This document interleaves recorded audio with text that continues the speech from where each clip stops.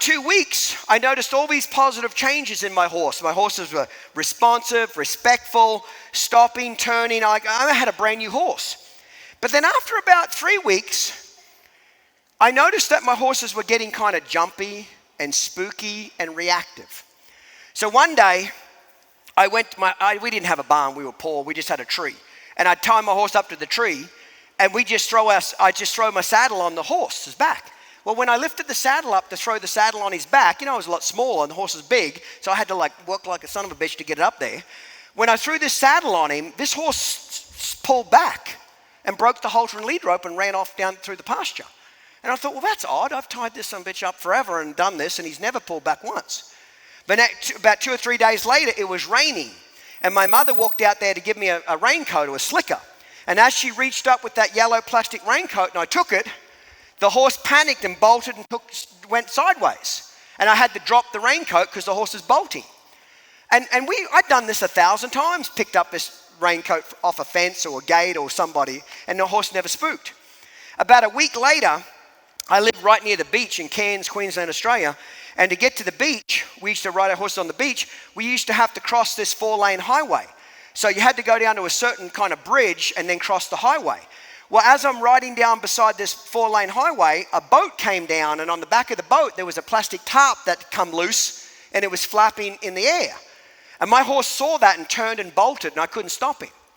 So it's starting to make me nervous now. Like I'm getting my arsehole's tight, wide. Does that make sense? Like I'm puckered up like, holy snap and duck shit, is this going to kill me? Or what the fuck's going on here? Like I'm nervous now. I went from a relaxed kid to like, holy shit, okay? Gordon McKinlay, he gave me his phone number and he said, if you have any questions, you can give me a call. I honestly think that I actually killed him 30 years later, because that was the biggest regret he ever had in his life, is giving me his phone number, because I blew his fucking phone up for the next 30 years with questions, okay? So I called him and I said, Gordon, my horse is doing some things really well. He's stopping better, turning better. Everything's getting better. But I've noticed he started getting really jumpy and spooky and reactive and kind of dangerous now. And he said to me, real simple, because Gordon was a great horseman, but I wouldn't have called him a great gifted teacher. He was a great gifted horseman, but I wouldn't have said he was a great teacher. Most great gifted people are not great teachers. And same the other way as well. Does that make sense? As a general rule. So he said to me, have you been doing desensitizing? And I said, no, I haven't been. And he said, well, this is a typical Gordon answer. He said, you might want to do more of it. Well, for me, that's a horrible answer. How long? 5 minutes, 10 minutes, every 30 seconds, once on the hour? I got 20 questions here. And his answer was, just do more of it. Well, for me being a structured person, that's the worst answer you could ever give a structured person, because that's left to fucking some cosmic shit, feelings, the earth moving with the moon, pray to the wolves, some dumb shit like that. Does that make sense? So he just said it 2 or 3 times, just do more of it. So you know what I did? I got that old envelope that I had all the exercise written on, and in between each exercise, I wrote desensitize, desensitize, desensitize. So the next day, I went out there and sensitized the horse. Then I said desensitize, what Jeff's doing. Then I went out and sensitized, next exercise, desensitized.